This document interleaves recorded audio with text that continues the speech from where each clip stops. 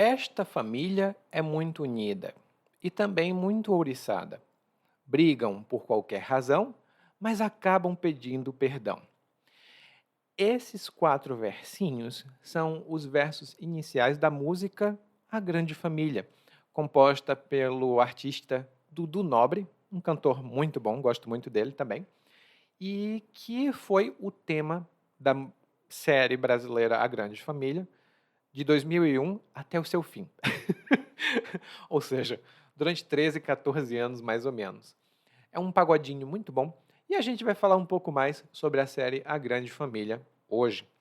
Eu sou o Eli, o seu professor de português brasileiro e também apresentador dos episódios do Intermediate Portuguese e também dos episódios colaterais Cultura Brasileira ou Português Cultural. Hoje você vai ouvir alguns assuntos. Você vai ouvir falar sobre a grande família, sobre os personagens principais, sobre a opinião que os brasileiros têm sobre alguns aspectos da família, vai ouvir falar sobre divórcio, sobre mães, estereótipos que temos sobre as mães aqui no Brasil e alguns provérbios interessantes sobre família. Então, esse não é um episódio completo e exaustivo. Nós temos ainda vários outros tópicos sobre família aqui no Brasil, mas o que tem hoje é o que tem para hoje. Bom, agora você pode ouvir este episódio e lembre-se, os episódios do Português Cultural têm transcrição. Dê uma olhada na transcrição, porque lá sempre tem alguma coisa adicional para você ver e aprender um pouco mais sobre a nossa cultura. Penso na história Você gosta de música? Eu gosto. E, na verdade, costumo ouvir todo tipo de música. E tem uma que fez muito sucesso no passado e ainda hoje é utilizada em alguns comerciais na televisão. Eu não vou colocar a música aqui porque se eu colocar o meu canal, o meu podcast vai ser destruído pelos direitos autorais, mas a música era mais ou menos assim: família, família, papai, mamãe, titia, família. E aí depois contava a rotina de uma família e depois tinha o refrão que todo mundo conhece aqui no Brasil, que é família e, família a, família. Que é família e, família a, família. Que ele canta assim. E, de fato, esse é um aspecto interessante aqui da cultura brasileira, porque uma das séries mais famosas do Brasil é justamente a que se chama A Grande Família. Ela já não passa mais hoje, mas ela ficou no ar, né? Ela foi ao ar, isso significa que ela foi apresentada na televisão, ela foi exibida na televisão durante mais de 10 anos. Até hoje, muitos brasileiros da minha idade, até um pouco mais jovens, conhecem. E quem conhece se lembra dessa série, recorda dessa série com um pouquinho de saudade.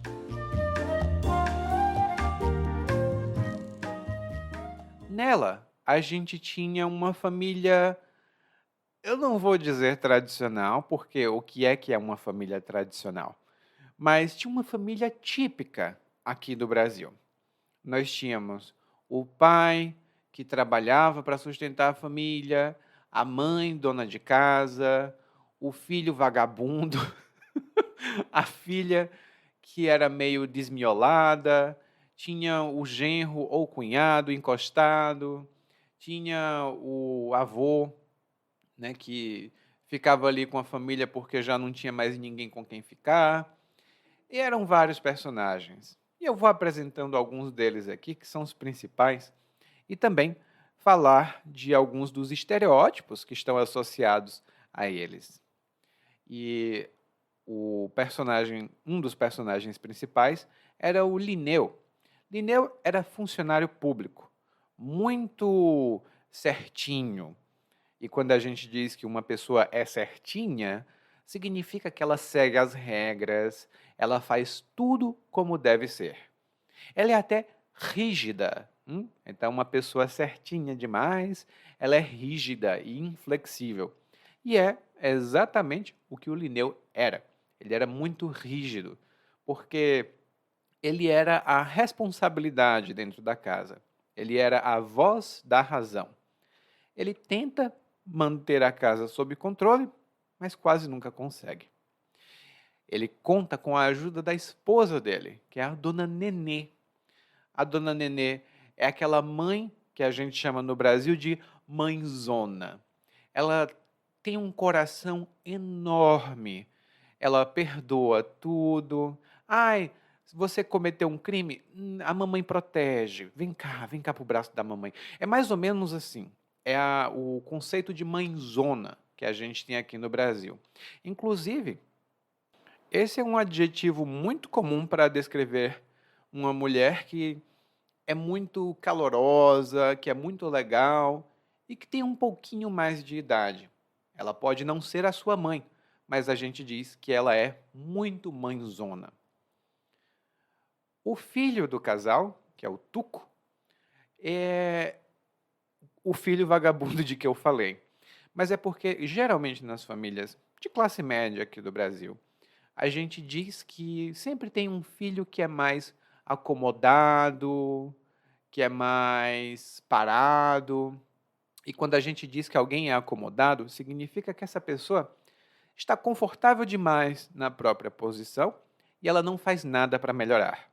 No caso do Tuco, ele tem pai e tem mãe que sustentam ele, né? Os pais o sustentam. Então, ele não se vê obrigado a trabalhar. Ele diz: para que eu vou trabalhar se meus pais me sustentam? Então, ele é bem acomodado.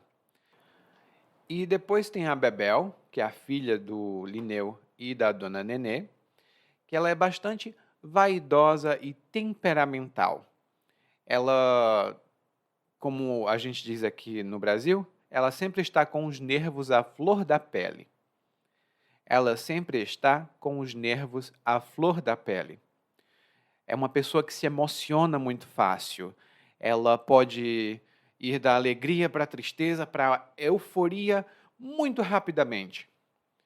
E ela é muito dramática também. Em muitos dos episódios, ela briga com o marido, que se chama Agostinho, e faz uma tempestade num copo d'água. Ela faz uma tempestade num copo d'água. Ou seja, ela faz uma confusão enorme por um pequeno motivo. E depois tem o Agostinho, que é o genro do Linneu e da dona Nenê, marido da Bebel. Ele é o típico malandro, ou cunhado malandro que a gente tem aqui no Brasil. Esse estereótipo do cunhado já vem de um programa anterior, que se chamava O Cunhado, do comediante que já faleceu, Ronald Golias. O cunhado daquele programa era meio vagabundo, não queria trabalhar, se aproveitava de todo mundo e estava ali sempre encostado. E quando a gente diz que alguém está encostado, alguém não está trabalhando. E é uma maneira negativa, porque normalmente o que fica encostado é uma coisa velha, uma coisa que não presta. Então, o cunhado ficava encostado. No caso do Agostinho, ele não é um cunhado encostado, mas ele é um cunhado malandro. Ele é um taxista que sempre se mete em algum tipo de encrenca. E a encrenca é o problema, né? Nesse caso, uma confusão, um conflito. Ele vive de jeitinhos, ele vive de esquemas, né? Ele sempre está se metendo em alguma fraude, mas ele ama a Bebel e depois, quando o filho deles nasce, também ama o filho. Ou seja, aquele malandro de quem todo mundo gosta, como um dos episódios que a gente teve aqui no nosso podcast. Claro, tem outros personagens e tem outros fatos também abordados na série que são interessantes para a gente ver.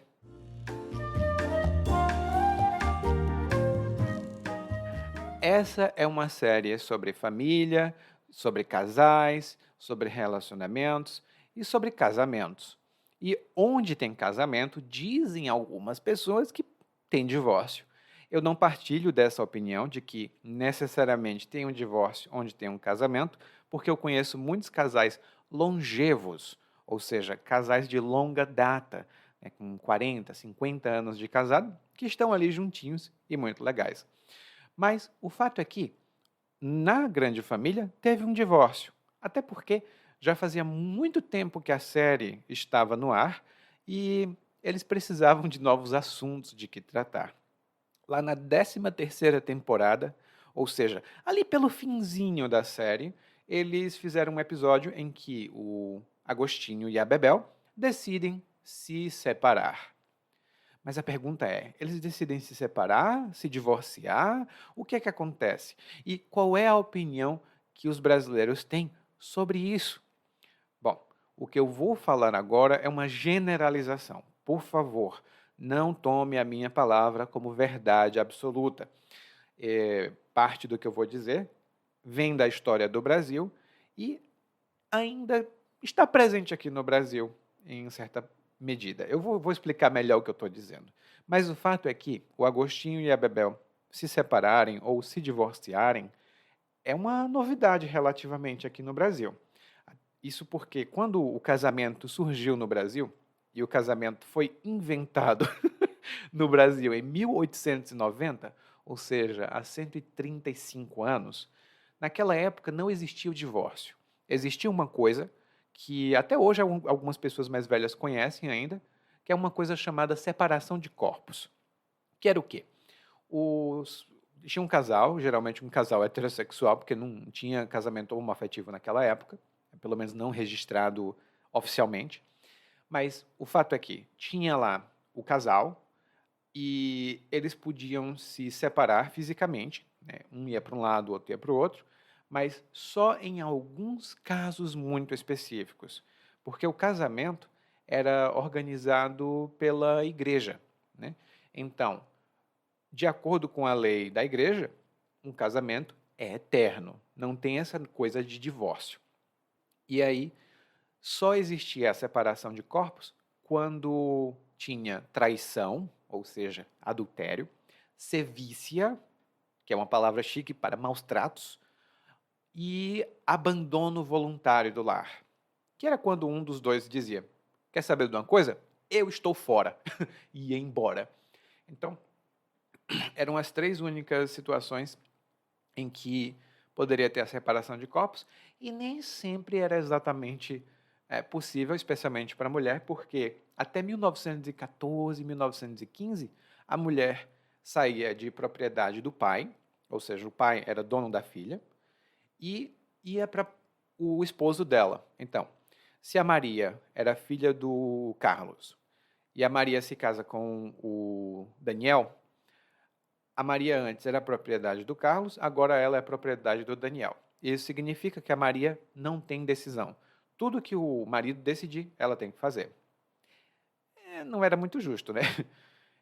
Ah, em 1893, teve uma primeira proposta de lei do divórcio. Foi um deputado na época, Érico Marinho, que apresentou essa proposição divorcista e ela caiu por terra, ou seja, ela foi abandonada, ela foi rejeitada. Em 1900, outra proposta de lei do divórcio foi feita e, bum, mais uma vez foi criticada e rejeitada.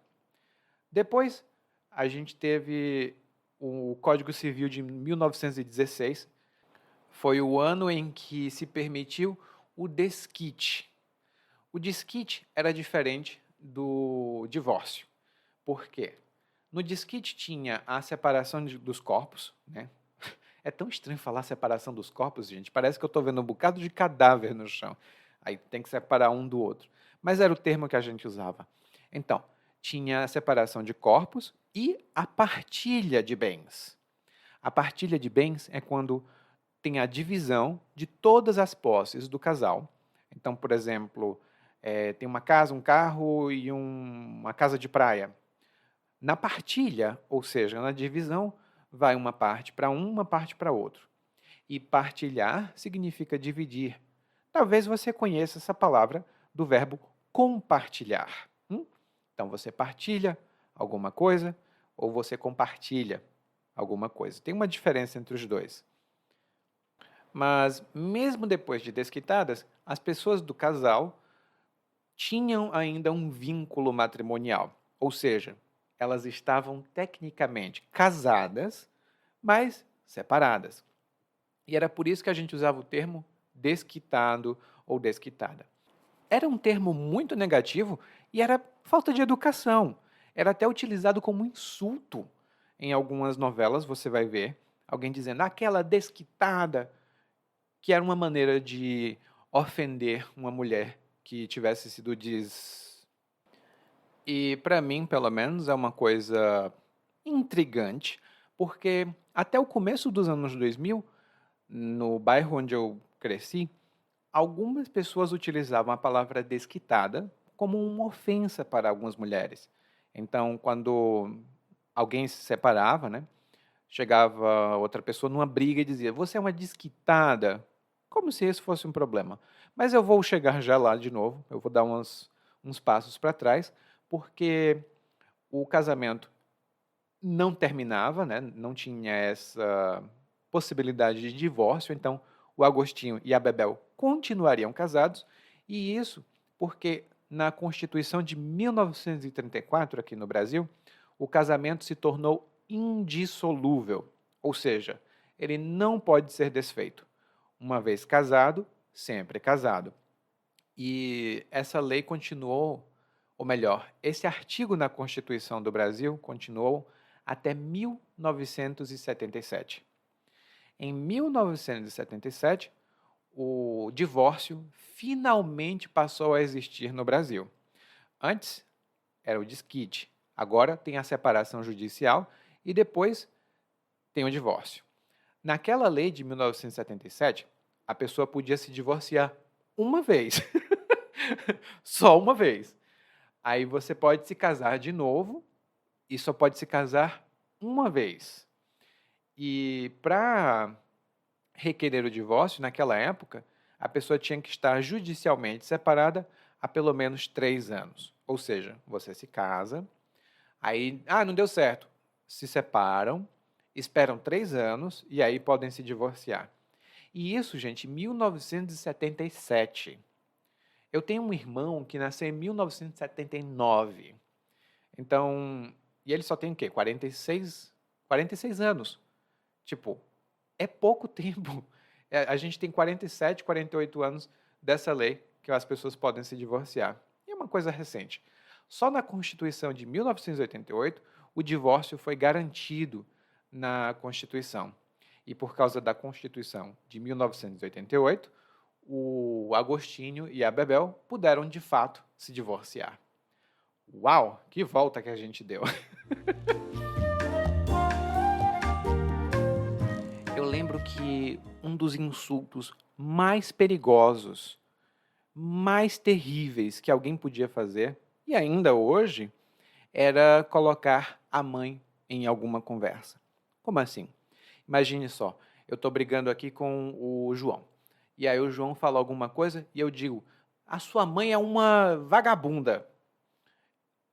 Isso é motivo para assassinato. Acredite, tem gente que realmente não aceita nenhum tipo de insulto para com a sua mãe. O que eu entendo, né?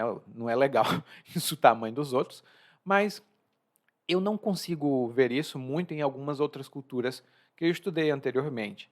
Mas se isso acontecer no seu país, me diga, será que insultar a mãe é tão perigoso assim? Eu lembro que tinha até uma coisa que a gente dizia assim: não coloque a minha mãe no meio, porque senão eu coloco no meio da sua.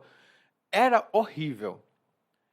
E o fato disso tudo é para mostrar para você a importância que a mãe tem na família aqui do Brasil.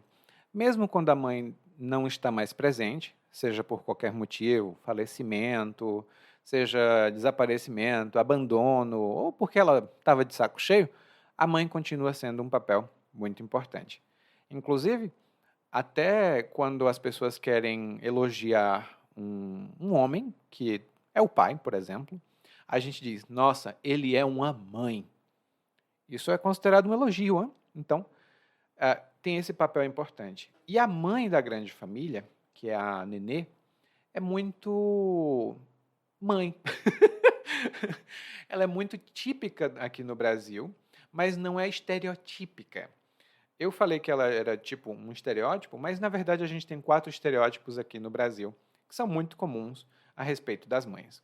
O primeiro estereótipo é o da mãe mártir, que é aquela mãe que se sacrifica por todos, e ela não reclama, e ela vive em função da família, ou seja, ela vive para a família. E isso se manifesta, por exemplo, naquela mãe que passa a noite preparando comida e lavando roupa e fazendo tudo para que os filhos e o marido tenham tudo de manhã pronto. Ou é aquela que deixa de ir para uma festa com as amigas porque ela precisa economizar dinheiro para comprar uma viagem para o filho. Ela tem que sofrer para que os outros sejam felizes. Esse é um estereótipo. Mas a dona Nenê da série não é exatamente assim. Quando ela está sobrecarregada, tipo, ela tem muito trabalho, ela reclama pra caramba. O que lembra muito da minha própria mãe também. Ela ela não faz o papel de sofredora e ela também é bastante clara na frustração dela. Quando ela está triste ou frustrada, ela mostra para o marido dela que ela está triste e frustrada.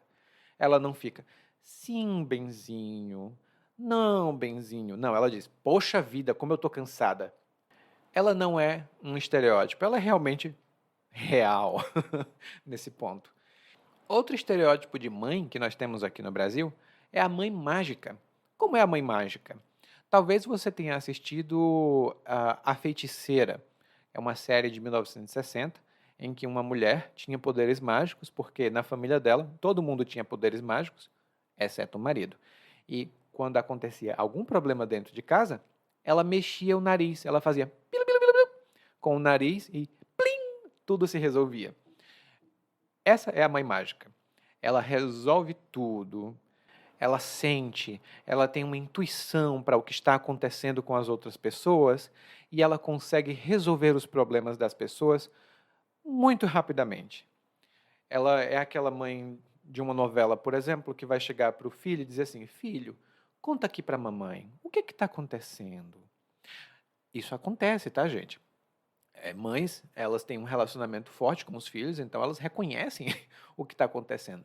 Mas quando a gente diz que é mágico, é que ela vai reconhecer o problema e vai resolver o problema. Nem sempre acontece de resolver o problema. E a Nenê quebra esse estereótipo porque ela nem sempre sabe o que os filhos sentem. O que acontece com as mães normais, né? Às vezes os filhos estão tendo coisas que os pais não sabem. Ela também vacila muito no sentido de a Nenê não sabe exatamente o que fazer em todas as situações. Então ela vacila um pouco, ela hesita, ela pensa e tem dúvidas. E ela precisa conversar com as amigas. Uma das amigas dela, que é a Marilda, interpretada pela excelente atriz Andréa Beltrão. Adoro essa atriz. Adoro todos os atores e atrizes dessa série, na verdade. São muito bons. Mas a Nenê tem que conversar com a amiga para saber o que é que está acontecendo. E ela não é infalível. Que esse é um termo infalível, que é aplicado a muitos pais aqui no Brasil, e que é um estereótipo. Infalível significa que não pode falhar. E as mães podem falhar também, né? Aliás, quando eu digo mãe, eu digo pai, e quando eu digo pai, eu digo todo mundo. Ninguém é infalível. O outro estereótipo é o da supermãe. A supermãe é aquela que dá conta de tudo, ou seja, ela consegue resolver tudo. E precisa trabalhar 10 dias direto? Ela dá conta, ela consegue fazer. E a Nenê vai contra isso porque ela fica exausta, ela não esconde que está cansada, ela não tenta ser perfeita. Então ela não é infalível, mostrando um pouquinho o de antes. Bom, eu disse 4 estereótipos, mas eu vou ficar com 3 mesmo. São três estereótipos muito comuns das mães aqui no Brasil, né? E a Nenê, ela meio que faz você pensar que ela vai ter esses estereótipos, mas, bum! Ela não é nada daquilo que você pensava. E é por isso que é uma personagem tão agradável para a maioria dos brasileiros. Todo domingo de manhã eu me acordava às 5h30, não sei porquê, mesmo quando eu era adolescente, e gostava de assistir um programa bem específico. Esse programa era interessante para mim porque, primeiro, mostrava coisas interessantes com uma linguagem acessível, e segundo, porque eu não entendia nada. Não entendia nada porque era um programa sobre negócios. O programa se chamava Pequenas Empresas, Grandes Negócios. Hoje em dia, essa frase, pequenas empresas, grandes negócios, é conhecida de todos os brasileiros, ou pelo menos da maioria que tem mais de 25 anos.